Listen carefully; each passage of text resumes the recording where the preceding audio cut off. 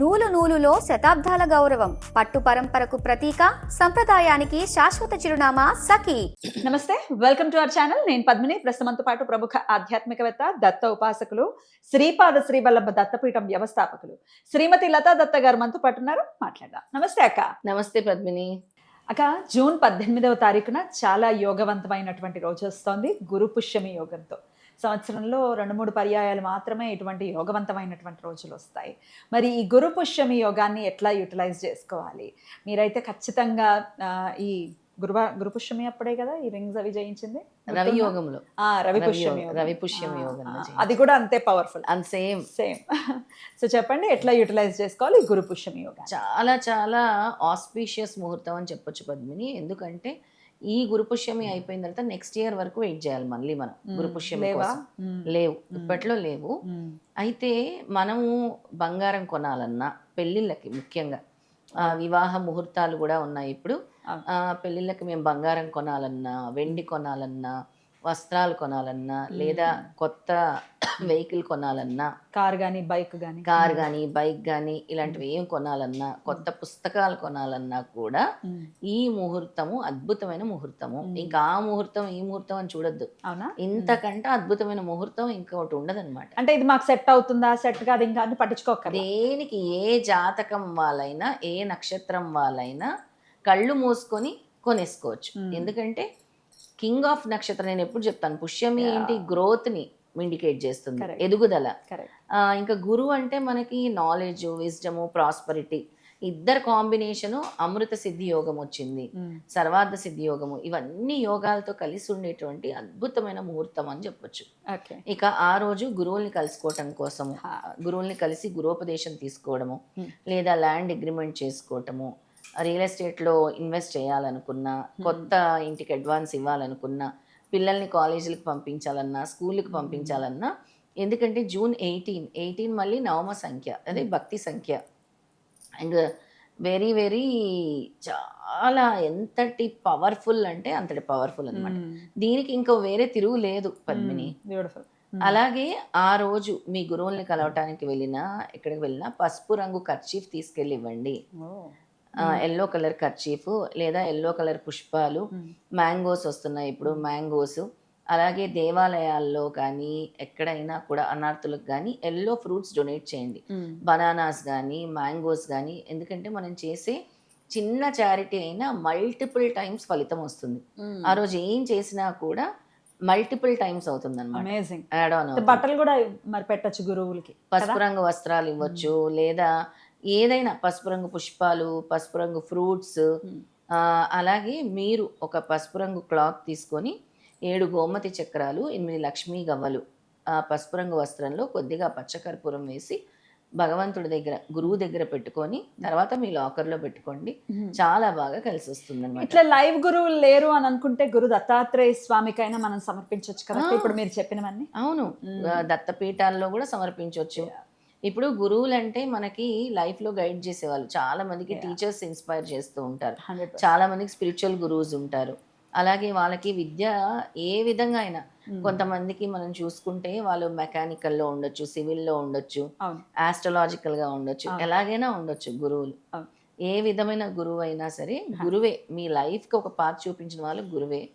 వాళ్ళని వెళ్ళి దర్శించుకోండి. లేదా మీకు వెళ్ళటం కుదరకపోతే ఫోన్లో బ్లెస్సింగ్స్ తీసుకోండి. వాళ్ళకి ఏదో ఒక గూగుల్ పే, ఫోన్ పే చేసి వాళ్ళకి ఫ్రూట్స్ కొనుక్కోమని, ఎల్లో ఫ్రూట్స్ అలాంటివి చేయండి, చాలా ఎక్కువ ఫలితము. అలాగే మీరు బంగారం కొనలేము అని నిరాశ పడవలసిన అవసరం లేదు. ఆ రోజు చక్కగా పసుపు రంగు ఏదైనా, నేను చెప్పాను కదా, ఎల్లో కర్చీఫ్ తెచ్చి పెట్టుకోండి, లేదా పసుపు కొని తెచ్చుకోండి. పసుపు లేదా పసుపు కొమ్ములు కొని తెచ్చుకున్నా చాలా మంచిదన్నమాట. చాలా చాలా కలిసి వస్తుంది. అమేజింగ్. నవగ్రహాల్లో గురుగ్రహానికైనా ఈ పసుపు కొమ్ములు అలా మాల కింద వేయొచ్చు. 54 పసుపు కొమ్ముల్ని చక్కగా మాల కింద కట్టి, మనం ఎలాగైతే ఇప్పుడు గురువుకి మనము ఈ కాబూలి శనగలు దండ ఎలా అయితే గుచ్చుతామో, అలాగే ఈ పసుపు కొమ్ములతో దండ వేసినా కూడా గురువు అనుగ్రహం వెంటనే లభిస్తుంది. ఎందుకంటే నేను అనగాస్వామి, అనగాలక్ష్మి పూజ చేసేటప్పుడు స్వామికి పసుపుతో చేయిస్తాను, అమ్మవారికి కుంకుమతో చేయిస్తాను. అర్చన. అర్చన ఆ రోజు అనగా స్వామి అనగాలక్ష్మి అష్టోత్తరం చదువుకోండి ఇంట్లో. నేను చెప్పిన ఈ చిన్నది గోమతి చక్రాలు లక్ష్మీ గమలు తీసుకొచ్చి పెట్టుకొని తర్వాత లాకర్లో పెట్టుకోండి. మీకు సక్సెస్ అనేది వస్తుంది. అమేజింగ్. ఆ సక్సెస్ కోసం ఎదురు చూస్తూ ఉంటాం కదా, అలాంటి సక్సెస్ వస్తుంది అనమాట. రైట్. అయితే సక్సెస్ అంటే నాకు గుర్తొచ్చింది, మీరు జనాల్లోకి బాగా సక్సెస్ఫుల్గా వెళ్ళింది సిద్ధమంగళ స్తోత్రంతో. అవును, ఖచ్చితంగా కదా. అసలు మన ఫస్ట్ వీడియో కూడా అదే. అవును, ఇఫ్ యూ రిమెంబర్. ఎస్. అది ఎందుకు మర్చిపోతాం, అసలు సిద్ధమంగళ స్తోత్రమే నన్ను నిలబెట్టింది. నాకు వాక్స్థితి వాక్చాతుర్యం పీఠం రావటానికి కారణమే సిద్ధమంగళ స్తోత్రం. 100%. నేను ఈ విధంగా ఇక్కడ కూర్చున్నాను చెప్తున్నానంటే దానికి దత్తాత్రేయ స్వామి ఈ స్తోత్రం ద్వారా నన్ను ఇక్కడ కూర్చోబెట్టారు. ఖచ్చితంగా. ఎందుకంటే ఫస్ట్ టైం నాకు ఇంకా గుర్తుంది 4 years బ్యాక్ అనుకుంటా. 4 years బ్యాక్. అవును. ఏమైనా చేద్దాం అక్క, దత్తుడి ఆరాధనలో ప్రత్యేకంగా ఉన్నారు అని అంటే సిద్ధమంగళ స్తోత్రం గురించి చెప్దామా అన్నారు. అవును, ఓకే చెప్దామని చెప్పి కూర్చొని చేయడం జరిగింది. సరే, ఇట్లా యోగవంతమైనటువంటి రోజుల్లో సిద్ధమంగళ స్తోత్రాన్ని జపించడం ఎటువంటి ఫలితాన్ని ఇస్తుంది? అద్భుతమైన ఫలితాలను ఇస్తుంది. ఎందుకంటే మామూలుగా ఒక్కసారి సిద్ధమంగళ స్తోత్రం చదివితేనే స్వామి చెప్పారు, నాయనలారా పరమ పవిత్రమైన ఈ సిద్ధమంగళ స్తోత్రం పఠించిన ఎడల అనగాష్టమి వ్రతము చేసి సహస్ర సద్బ్రాహ్మణులకు భోజనం పెట్టిన ఫలము లభించును. అంటే ఒక్కసారి మనం సిద్ధమంగళ స్తోత్రం చేస్తేనే స్వామి అంతటి ఫలితాన్ని, అంటే 11 సార్లు మనం చేస్తే ఆ రోజు గనక 54 సార్లు కానీ 108 times కానీ చేసుకుంటే అసలు మీకు అఖండ విజయం, ఇంకా తిరుగులేదు. గురువు ఎలా అంటే ఇలా షవర్ చేస్తారు, బ్లెస్సింగ్స్ ఇలా పూలవాన కురిపించినట్టు అలా షవర్ చేస్తారు. ఎప్పటిదాకా ఉందాక గురు పుష్యమి యోగం? ఆ రోజున, ఆ రోజు మాత్రము పూర్తి రోజు లేదు పద్మిని, ఆ రోజు మధ్యాహ్నం వరకే ఉంది గురు పుష్యమి యోగం. ఓకే, మధ్యాహ్నం తర్వాత లేదు. అంటే ఆ రోజు చాలా తక్కువ సమయం ఉంది మనకి, ఉదయం 11:30 వరకే ఉంది. ఓకే, అందుకే ఆ సమయంలోనే, ఈ సమయం లోపే మనం పూర్తి చేసుకోవాలి. ఆరాధన అయితే ఏంటి, ఇప్పుడు సిద్ధమంగళ స్తోత్రం ఏదైనా కూడా. ఓకే, ఒకవేళ ఆ ముహూర్తంలో మొదలు పెడితే సాయంత్రం వరకు కూడా మీరు చదువుకోవచ్చు. అలా ఏమీ తప్పు లేదు. స్టార్ట్ చేయడమే ఇంపార్టెంట్. ఎలా అవుతుంది, నాకు 54 సార్లు అవుతుందా లేదా, 108 సార్లు అవుతుందా లేదా కాదు. ఆ రోజు మనం లైవ్ ఇద్దాం పద్మిని. తప్పకుండా లైవ్ ఉంటుంది సిద్ధమంగళ స్తోత్రం. మనతో పాటు అందరూ ఆ లైవ్ లో సిద్ధమంగళ స్తోత్రం పారాయణం చేశాము, మేము కూడా మీతో పాటు 11 సార్లు చదివాము సిద్ధమంగళ స్తోత్రం అని మనకు కమెంట్ చేస్తే అలాగే వాళ్ళకి గురువు అనుగ్రహం సంపూర్ణంగా ఉంటుంది. 11 times చదవటానికి ఇంచుమించుగా 20 minutes పడుతుంది. అంతే కదా, అంతే. సో ఆల్మోస్ట్ మనకి సూర్యోదయం నుంచి 11:30 వరకు ఉంది యోగం. ఉంది. 54 సార్లు ఈజీగా అయిపోతుంది. ఇంకా సామూహికంగా సమిష్టిగా గనక చేశారంటే సామూహికంగా అదే లెక్కన 5 ఉన్నాం అక్క, అలా చేసుకోవచ్చు. 5 సార్లు చదివితే 25 సార్లు చదివినట్టు, 10 సార్లు చదివితే 50 సార్లు చదివినట్టు, 11 సార్లు చదివితే అలా 20 సార్లు చదివితే 108 సార్లు అయిపోతుంది కదా. 22 సార్లు చదివితే 108 సార్లు అయిపోతుంది. అందరూ కలిసి కూడా హాయిగా చేసుకోవచ్చు. ఆ సమిష్టి సాధనే స్వామికి ఇష్టం కాబట్టి ఆ రోజు అందరు ఎవరి ఇళ్లలో వాళ్ళు ఒక సమయం మనం పెడదాం పద్మిని. ఉదయం 10 నుంచి 11:30 సమయంలో అందరూ చదవండి సిద్ధమంగళ స్తోత్రం. ఆ సమయంలో మాకు కమెంట్స్ పెట్టండి. మీ పనంతా చేసేసుకోండి.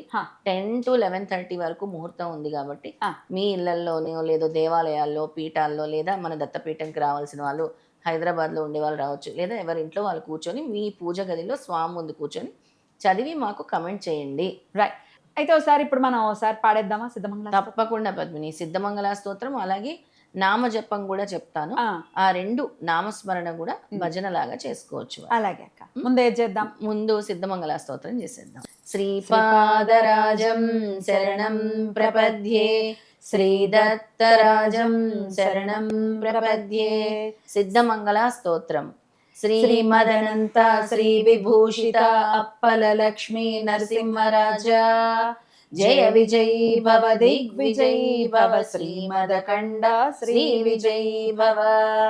శ్రీ విద్యాధరి రాధ సురేఖ శ్రీరాకీధర శ్రీపాద, జయ విజయీ భవ దిగ్విజయీ భవ, శ్రీమదఖండ శ్రీ విజయీ భవ.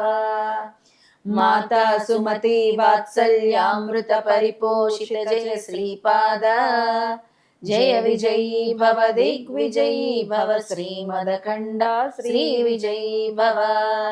సత్య ఋషీశ్వర దుహితానందన బాపనార్యనుత శ్రీచరణ, జయ విజయీ భవ దిగ్విజయీ భవ, శ్రీమదఖండ శ్రీ విజయీ భవ.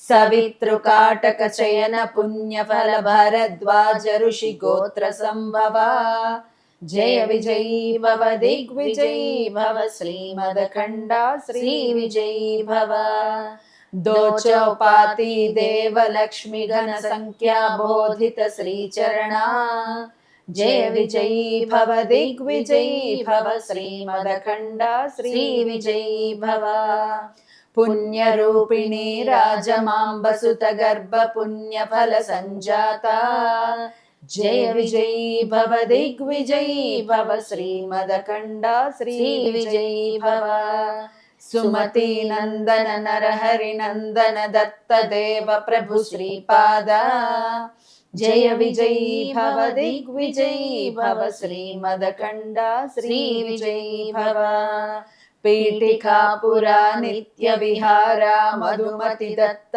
మంగళ రూపా జయ విజయీ భవ దిగ్విజయీ భవ శ్రీమదఖండ శ్రీ విజయీ భవ శ్రీపాదరాజం శరణం ప్రపద్యే శ్రీదత్తరాజం శరణం ప్రపద్యే. ఈ స్తోత్రం యొక్క ఫలితం చెప్తాను నాయనలారా. పరమ పవిత్రమైన ఈ సిద్ధమంగళ స్తోత్రం పఠించిన వేళ అనగాష్టమి వ్రతం చేసి సహస్ర సద్బ్రాహ్మణులకు భోజనం పెట్టిన ఫలము లభించును. ఈ స్తోత్రము యోగిలచే పఠింపబడును. ఈ స్తోత్రం పఠించినంతనే కోరికలు నెరవేరును.